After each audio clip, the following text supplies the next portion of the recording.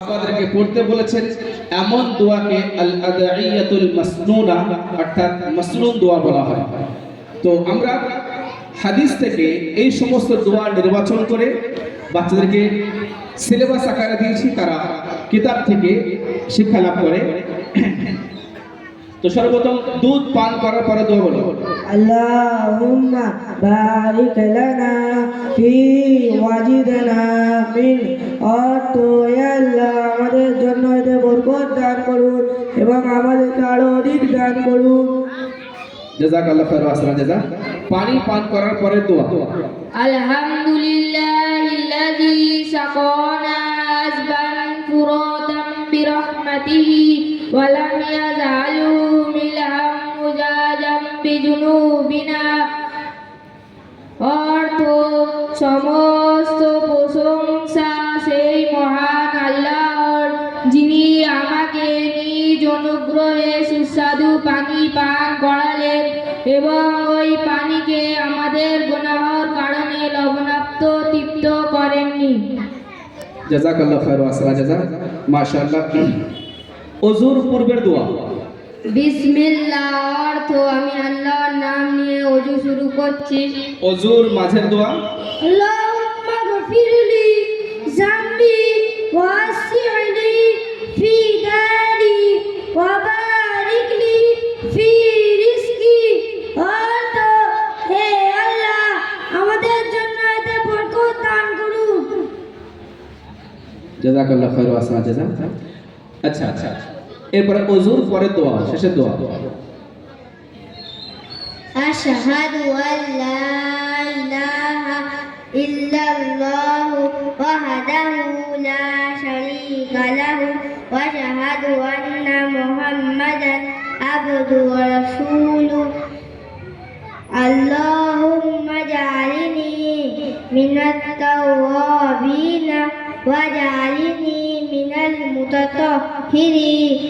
অর্থ আমি সাক্ষ্য দিচ্ছি যে আল্লাহ ছাড়া কোনো উপাস্য নেই, তিনি একক, তার কোনো অংশীদার নেই, এবং আমি আরো সাক্ষ্য দিচ্ছি যে হযরত মুহাম্মদ সাল্লাল্লাহু আলাইহি ওয়াসাল্লাম তার বান্দা ও রাসূল। মাশাআল্লাহ। হে আল্লাহ আমাকে তওবাকারীদের এবং পরিষ্কার পরিচ্ছন্ন লোকেদের অন্তর্ভুক্ত করে দিন। জাযাকাল্লাহু খাইরান ওয়া সালাম। জাযা এরপরে পেশাব পায়খানা যাওয়ার সুন্নত, মানে বাইতুল খানার সুন্নত সমূহ। নাম্বার 1 মাথা ঢেকে যাওয়া। নাম্বার 2 জুতা স্যান্ডেল পরে যাওয়া। নাম্বার 3 দোয়া পড়ে যাওয়া। নাম্বার 4 প্রথমে বাম পা ভিতরে রাখা। নাম্বার 5 কিবলার দিকে মুখ অথবা পিঠ করে না বসা। নাম্বার 6 একেবারে কথা না বলা। নাম্বার 7 দাঁড়িয়ে পেশাব না করা। নাম্বার 8 বাম হাত দ্বারা ইস্তেঞ্জা করা। নাম্বার 9 ইস্তেঞ্জা করার পর মাটি কিংবা সাবান দিয়ে ভালোভাবে হাত ধৌত করা। নাম্বার 10 ডান পা দিয়ে বাইরে আসা। নাম্বার 11 বাইরে আসার পর দোয়া পড়া। মাশাআল্লাহ, জাযাকাল্লাহু খাইরান ওয়া সালাম। জাযা দেখুন, আমরা প্রতিনিয়ত বাথরুমে যাই, এটা আমাদের প্রয়োজন, কিন্তু একটা হাদিসের মধ্যে এসেছে যে বাথরুম এমন একটা জায়গা যেখানে কিছু দুষ্টু জেদ থাকে যে মানুষকে বিভিন্নভাবে প্রতারণা দেয়। যদি কোনো মানুষ বাথরুমে যাওয়ার সময় দোয়া পড়ে না প্রবেশ করে তো সে বিভিন্ন রোগে আক্রান্ত হতে পারে।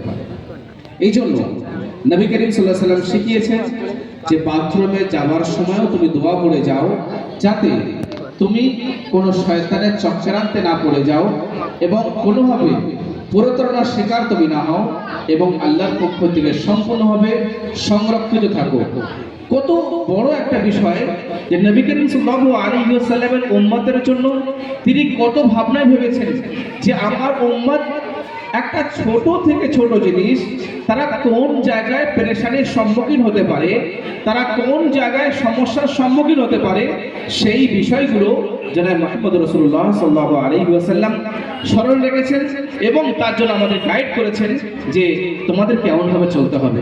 তিনি কতই দয়াশীল ছিলেন, কতই দয়াবান ছিলেন যে উম্মতের জন্য প্রত্যেকটা বিষয় পুঙ্খানুপুঙ্খানুভাবে তিনি ভেবেছেন এবং দিনিয়াত মুনাজ্জাম বক্তব্য আমাদের বাচ্চাদেরকে এই সমস্ত বিষয়গুলো শিক্ষা দিচ্ছে যাতে আমাদের বাচ্চারা কোনো সমস্যার মধ্যে না পড়ে। এরপরে আছে তৃতীয় বিষয়ে আমাদের বাচ্চাদের আকায়েদ শিক্ষা দেওয়া হয়। আকায়েদ মানে মানুষ যে সকল দিনই কাজ করে এই সমস্ত কাজের মধ্যে কি বিশ্বাস রাখবে, তার বিশ্বাসটা কিসে বলা হবে, এগুলোকে আকায়েদ বলা হয়। বর্তমান সমাজ মধ্যে যুব সমাজ দেখা যাচ্ছে যে ইসলামী আকীদাকে বা ইসলামী বিষয়কে সম্পূর্ণরূপে সোশ্যাল মিডিয়া থেকে শেখার চেষ্টা করছে। ইসলাম শেখার মাধ্যম সোশ্যাল মিডিয়া নয়, ইসলাম শেখার মাধ্যম হলো কোরআন ও হাদিস। এখান থেকেই আমাদেরকে সঠিক দিন শিক্ষা লাভ করতে হবে। তো এই যে আমাদের যুব সমাজ সোশ্যাল মিডিয়ার আক্রান্ত হয়ে তারা কোন কোন ক্ষতিগ্রস্ত হচ্ছে, এখন আমাদের শিক্ষার্থীরা আকাইদের বিষয় পেশ করে আপনাদের সম্মুখে